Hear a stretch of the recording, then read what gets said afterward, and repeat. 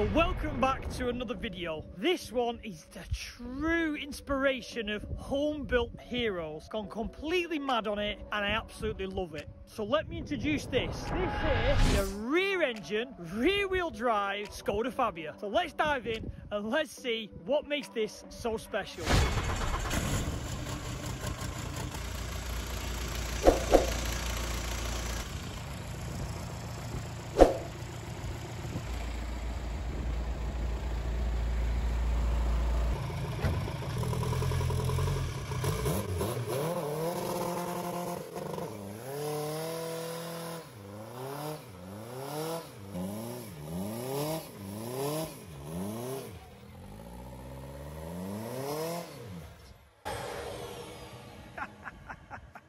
This is the true environment to say people have got no excuses to build a car. This is completely off-grid.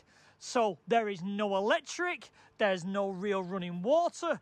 This is all off-grid and they've still managed to build this thing. I got a little one-cylinder petrol engine that powers a 90 amp alternator, powering some more bits and pieces. Yeah, so when I'm drawing a lot and the solar like today, the solar's not kicking out a lot, I can turn you can still keep on going and doing what you're doing. Yeah. And so how do you weld down here then? Because that pulls a lot of amps welding. Yeah, I got a 6 kilowatt petrol generator. But if I got to do big stuff like that, I'll just trade it over to his workshop or my mate's workshop or somewhere like that.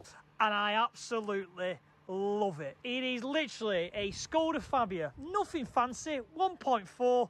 From what I'm told, someone was scrapping it, let's get involved type of car. He was like, I've got a woman here, 1.4 Fabia, you know, engine's blown up, 50 quid. Done. You'll love that, yeah? Yeah.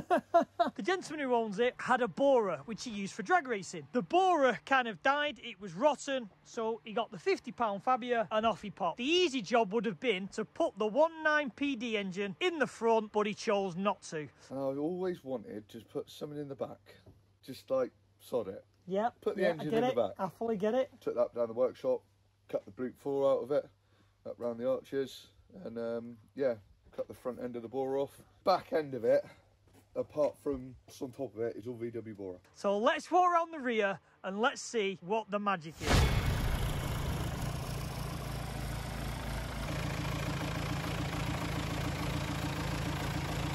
And there it is. Like I say, the easy job would have been to put the Bora engine in the front. That would have been the simplest job. This is why the people I like to meet, is because, like I say, you've took the complete hard route and put it in the rear just because he could and it was something he wanted. So let me explain how this has been done. You cut the front end off another car and you weld it in the rear, and that way you've got all the geometry, you've got all the suspension points, everything is already done. So the Bora got rotten but the engine was still good. So basically he chopped the front end of the Bora off and welded it in the rear. So these suspension towers are off the Bora. So as you can see, if you imagine lifting the bonnet on the Bora, you can see the two chassis legs which run either side, and that has been lifted up from underneath and welded into place. So that gives you the full subframe, as you can see there, which also gives you all the mounting points for the shockers, the steering arms, the anti-roll bar, the engine.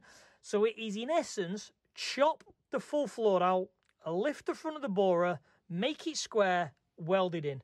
And that is basically how this one is done. What is absolutely fabulous with this car, which would make a life so much easier on a lot of rear engine cars, is it's a 5-door. So to do any work, you can literally open the door, lean in and get access to everything. But this has also shown the area of where you can see this here is the front chassis area of the Bora, which obviously if you look at the bolting holes, that's where your crash panel would bolt to along the front. This is fantastic and this is what it's all about. It doesn't have to be big money builds, it is more about ingenuity and building your dreams. Solid mounts, and this thing is off a Mark 7 Transit and it's been welded in as a bulkhead. Stock engine, stock injectors, stock box with a twin plate CG clutch. We presume high 200 horsepowers. When the methanol injection and the full nitrous is running, I would suspect this will make over the 300 horsepower. Custom exhaust manifold, custom inlet manifold, which again, if anyone's going to wonder why this was notched out, because when this engine was in the Bora, the turbo sat a lot closer because obviously the bulkhead was around this area. For me is building something different, having a goal and thinking outside the box. Car scene, unfortunately these days, has got too stagnant. No one wants to just build. If I say the complete build on this is around £2,000, I am blown away. Effectiveness of this car and the money you spent is quite impressive. So all this is literally all the dashboard, let's say, of this car. And a big thing with diesels is always exhaust temperatures, massive thing with that. Oil pressure is nice to see, as you can see, it's got 2 gauges. Boost, diesels love massive boost, so I think this one at the moment is running just over 2 bar, I mean about 2.2, 2.3 bar. Makes around 280, possibly the 300 horsepower mark. He's got water temperature, the usual. Now this little gauge here will be plumbed in and finished off. This is a pre-intercooler and the exit of the intercooler to see the efficiency of the intercooler, and that is basically to see, you know, how efficient the methanol's working. Is it cooling the intake temperatures? Is it does he need to turn it on, turn it off? Is for fine-tuning to make sure the engine is more reliable. And then obviously if you look down here, you've got a nitrous kit, which is obviously in the process of being installed, because another thing diesels love nitrous on a cost-effective way without having to spend on giant turbos. There's always big injectors for a load of fuel. It was always methanol injection to cool the intake temperatures, a load of boost and nitrous.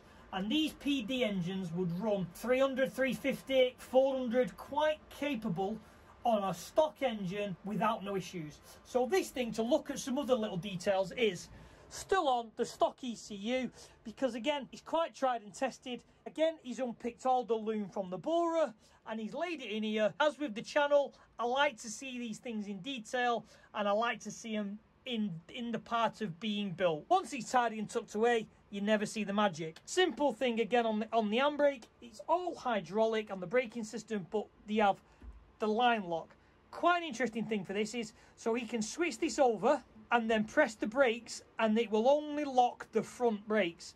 So when he's doing a burnout, he'll lock it, hold the brake, do the burnout, and then he'll open that back up, and then that'll allow the rear brakes to work as it should. Standard selector, but with the cables coming out of the rear. So he's adjusted them just to come out the back rather than come out the front. And that has saved all the gear change problems that potentially you could have when doing a rear engine conversion, because you've got to think of is when your gear stick as running the cables forwards, it goes forwards to the box, at the back of the box. When the gear stick's here and the engine's in the rear, you've got to run them that way.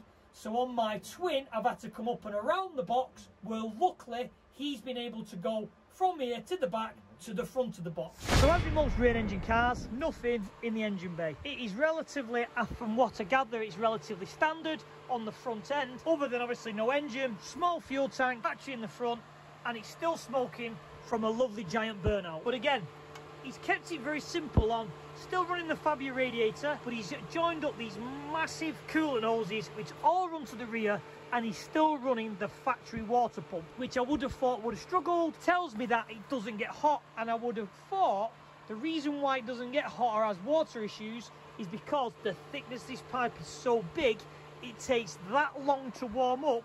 It's never really an issue. In 2024, because the car will be kind of finished off over the winter period, this car will be running in the VW DRC series and drag racing at Santa Pod. It's been a nice experience to come and see a home-built vehicle. It doesn't have to be money no object. It doesn't have to be absolutely, you know, pristine.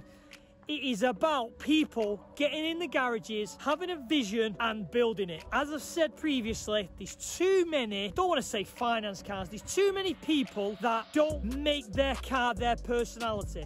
They don't express themselves through the vehicle. All just bought and driven. Where I love, as you can tell with the channel, where people think out the box, build the cars, no matter what it is, they build it. And I love it. We need to bring back the fact of built, not bought.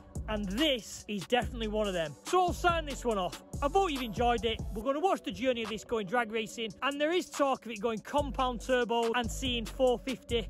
But that's for the future. I'll see you all on the next video.